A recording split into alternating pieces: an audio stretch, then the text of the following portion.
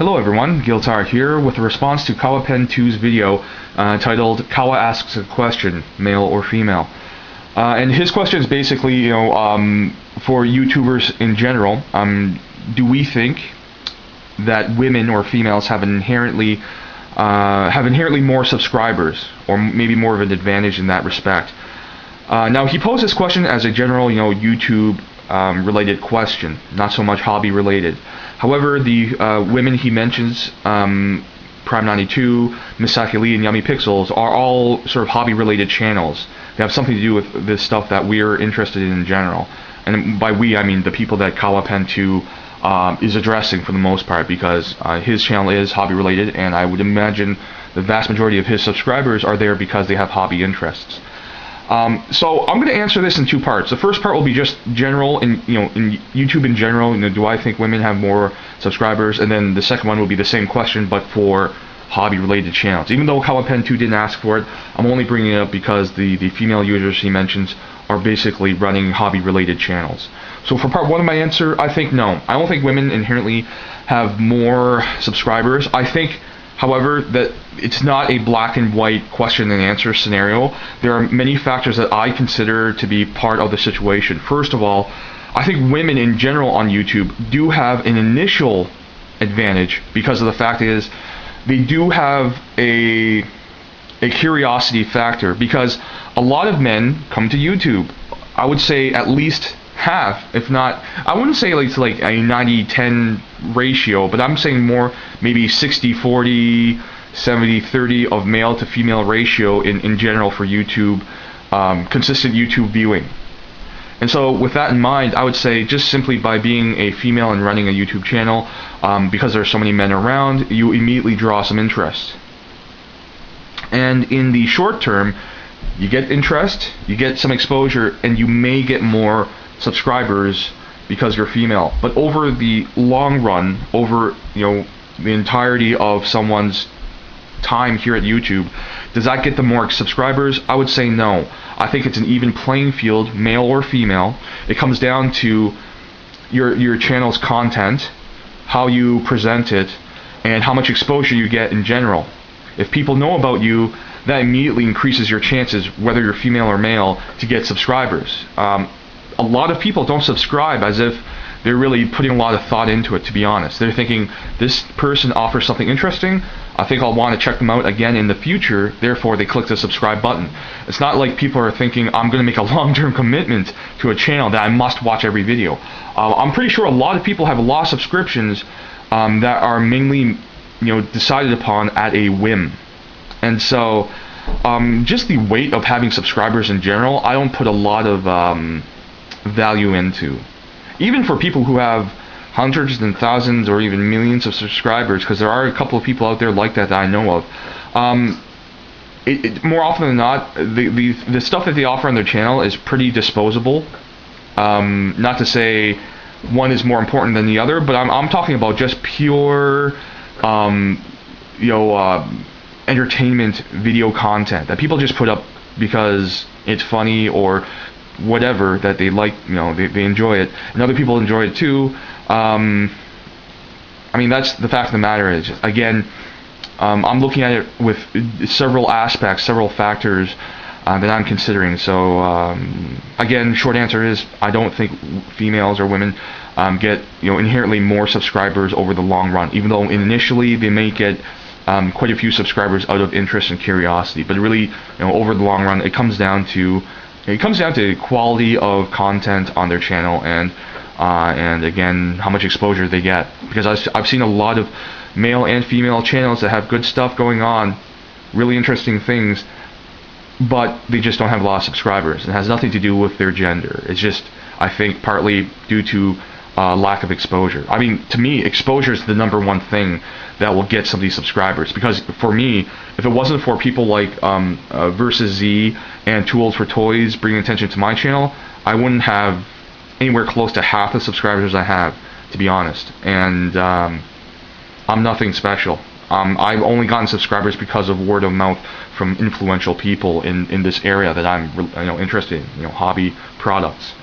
So moving on to part two of my answer. Again, Kawa Pen 2 didn't ask for it. and I don't believe he really wants it either, because it's not something that he was interested in asking about. But I'm only again bringing this up because the people he mentioned are running hobby-related channels for the most part. So I do think that if, specifically in the hobby-related YouTube channels, women or females do have inherently more subscribers. Again, in the short term, whether or not they get it over the long course of their time here at YouTube, again, comes down to exposure and how they present their content and what content they offer.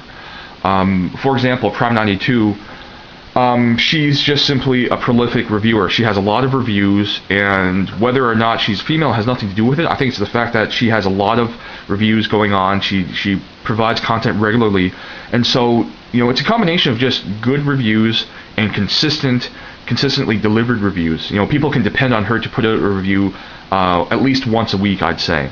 So that's something that I think factors into some people's decisions, because if you want to subscribe to someone and you're interested in their content, you want to make sure that they're pretty regular in what they offer. They're not putting out one video every month or two. Not that it matters to some people, but some people are just like they really want to see reviews, and they'd like to see them on a fairly regular basis, and that's something Prime92 offers. That's just for example. I haven't watched a lot of Miss Saki Lee's videos, so I can't really comment on that. But I'll say, for example, with Yummy Pixels, I think it's a prime example of just good content and exposure. Too Old for Toys featured her channel, and I do think that brought her a lot of subscribers, combined with the fact that she is female, combined with the fact that she has a pretty unique take on her video presentation. She brings an enthusiasm to her content that I think appeals to a lot of people, not just males, but women as well.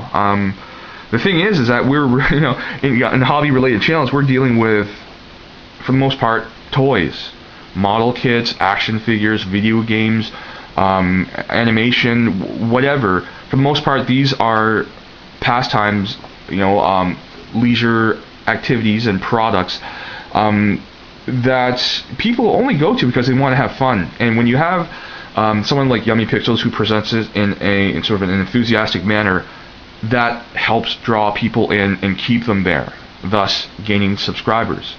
So yeah, there is an inherent, I think, advantage, but only the slightest, and only really applicable if you have something unique and good to offer through your channel.